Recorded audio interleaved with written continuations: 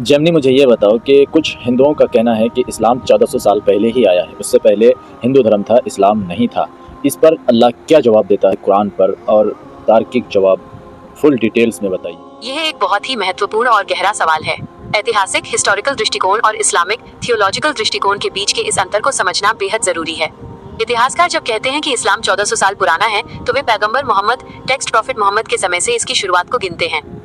लेकिन इस्लामिक अकीदे, मान्यता और कुरान के अनुसार इस्लाम कोई नया धर्म नहीं है, बल्कि ये इंसानी इतिहास का सबसे पहला और मूल धर्म, सनातन संदेश है। इस विषय पर अल्लाह कुरान में क्या जवाब देता है और इसके पीछे क्या तार्किक लॉजिकल दलीलें हैं, इसे हम कुछ मुख्य बिंदुओं के जरिए समझ सकते हैं। 1. कुरान का जवाब। इस्लाम ही पहला और मूल धर्म है। कुरान के अनुसार अल्लाह ने समय समय पर दुनिया के हर कोने में अपने पैगंबर दूत भेजे। उन सभी पैगंबरों का संदेश एक ही था, एकमात्र ईश्वर अल्लाह की इबादत करना और उसके आगे खुद को समर्पित कर देना। अरबी भाषा में इसी समर्पण को इस्लाम और ऐसा करने वाले को मुस्लिम कहा जाता है। हजरत आदम से शुरुआत। इस्लाम की शुरुआत पैगंबर मोहम्मद से नहीं, बल्कि सबसे पहले इंसान हजरत आदम से ही हो गई थी। वो अल्लाह के पहले नबी पैगंबर थे और पहले मुस्लिम भी। इब्राहिम अब्राहम का जिक्र कुरान में साफ तौर पर कहा गया है कि हजरत इब्राहिम ना तो यहूदी थे और ना ईसाई, बल्कि वे एक सच्चे मुस्लिम थे। इब्राहिम ना यहूदी थे और ना ईसाई, बल्कि वे तो एकनिष्ठ मुस्लिम, अल्लाह के आज्ञाकारी थे और वे मुशरिकों, मूर्ति पूजकों में से नहीं थे। सूरा अल इमरान 3:67। सभी पैगंबरों का एक ही दीन, धर्म। कुरान कहता है कि नूह, इब्राहिम, मूसा, मोसेस और ईसा जीसस, सभी को एक ही धर्म का पालन करने का हुक्म दिया गया था।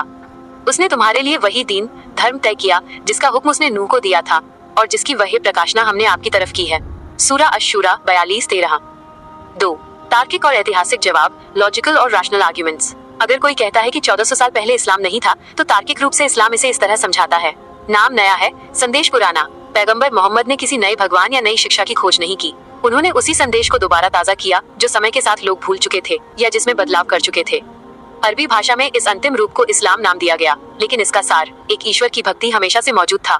दूतों की श्रृंखला, चेन ऑफ प्रॉफिटहुड। इस्लाम मानता है कि दुनिया में लगभग 1,24,000 पैगंबर भेजे गए। कुरान कहता है कि दुनिया, कौम या इलाका ऐसा नहीं है जहाँ कोई सचेत करने वाला, मार्गदर्शक न भेजा गया हो। सूरा फातिर 35:24। इसलिए भारत, हिंद सहित हर सभ्यता में अल्लाह के दूत आए थे जिन्होंने एक ईश्वर का संदेश दिया। 3. हिंदू धर्म और इस्लाम के प्राचीन संबंध पर तार्किक विचार। यदि हम प्राचीन ग्रंथों और इतिहास का तार्किक विश्लेषण करें, तो विद्वानों ने कुछ बहुत ही दिलचस्प बातें सामने रखी हैं। एकेश्वरवाद, मोनोथेइज्म की समानता। हिंदू धर्म के सबसे प्राचीन ग्रंथों, वेदों में भी एक ही ईश्वर की उपासना की बात कही गई है। जैसे ऋग्वेद का प्रसिद्ध कथन है, एकम सद्विप्रा बहुधा वदंती, सत्य एक ही है, विद्वान उसे अलग अलग नामों से बुलाते हैं, या उपनिषद का एक मेवा द्वितीयम, वो एक ही है, दूसरा नहीं है। इस्लाम का मुख्य सिद्धांत, तौहीद, अल्लाह एक है, भी ठीक यही है। समय के साथ बदलाव, एवोल्यूशन ऑफ रिलीजन्स। तार्किक रूप से जब एक लंबा समय बीत जाता है तो मूल संदेश में बदलाव आने लगता है। इस्लाम का मानना है कि पैगंबर मोहम्मद से पहले आए पैगंबरों की मूल शिक्षाओं में लोगों ने अपनी संस्कृति और रिवाजों के हिसाब से बदलाव कर दिए। इसलिए अल्लाह ने आखिरी किताब कुरान और आखिरी पैगंबर भेजे ताकि धर्म को उसके असली और शुद्ध रूप में कयामत तक के लिए सुरक्षित कर दिया जाए। निष्कर्ष, कंक्लूजन। संक्षेप में कहें तो इतिहास की किताबों के लिए इस्लाम 1400 साल पुराना हो सकता है, क्योंकि वे लिखित इतिहास और पैगंबर मोहम्मद के जीवन काल से इसकी गणना करते हैं। लेकिन अल्लाह और कुरान के दृष्टिकोण से इस्लाम उतना ही पुराना है जितना कि ये ब्रह्मांड और इंसान। 1400 साल पहले इस्लाम का जन्म नहीं हुआ था, बल्कि इस्लाम, ईश्वर के प्रति पूर्ण समर्पण के संदेश को उसका अंतिम और संपूर्ण रूप, फाइनल वर्जन मिला था।